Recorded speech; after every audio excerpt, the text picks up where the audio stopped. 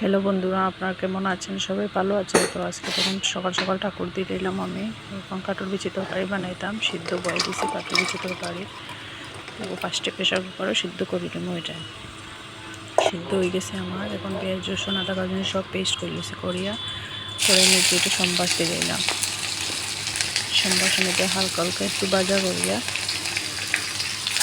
আর এক সাইডে আমি বেগুন দিয়ে তেল দিয়ে বানাইতাম, এটার লাগে আরেক সাইডে এটার মধ্যে পেঁয়াজ দিয়েছি। বেগুন দিয়ে বানাবো মাছের তেল দিয়ে। একটু নাড়াচাড়া করে দিলাম। ধনের সাইডে আমার রান্না চলে বেগুন দিলে এটার মধ্যে বেগুন দিয়ে একটু নাড়াচাড়া করে দিলাম। নাড়াচাড়া করিয়া এটা উঠে থাক। এদিকে আমার এটা নিয়ে গেছে পেঁয়াজ ভাজা। আমি এতে মশলা একটু দিলে মশলা দিলে মশলা দিয়ে একটু জল দিলাম, দিয়ে মশলাটা ভাজা করবো। মশলাটা একটু ভাজা হয়ে যায়, একটু ভাজা হয়ে গেল। ওই বেগুনের মধ্যে আমি মশলা দিয়ে দিলাম।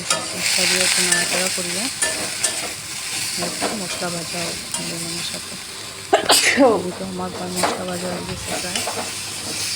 মশলা ভাজা শেষ হয়ে গেছে। এখন দিলাম কাটল বিচি। কুকারে যে সিদ্ধ করে রাখলাম এখন দিলাম। কেননা কাটল বিচি সিদ্ধ হয় না তাড়াতাড়ি, তাহলে এই কুকারও দিচ্ছি। কাটল বিচি দিলাম, কাটল বিচি দিয়া জল দিলাম।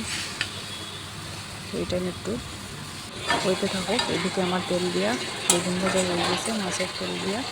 আরও কাটাইতে ভালো লাগে একটু কমেন্ট করিও, আমার তো খুব প্রিয়। এদিকে আমার কাটল বিচিয়ে গেছে, এটা হচ্ছে মাছের মাথা দিয়া এটা বানাইছে। দেখুন কেমন লাগলো করিও সবাই আমারে, আর কমেন্ট শেয়ার করিও।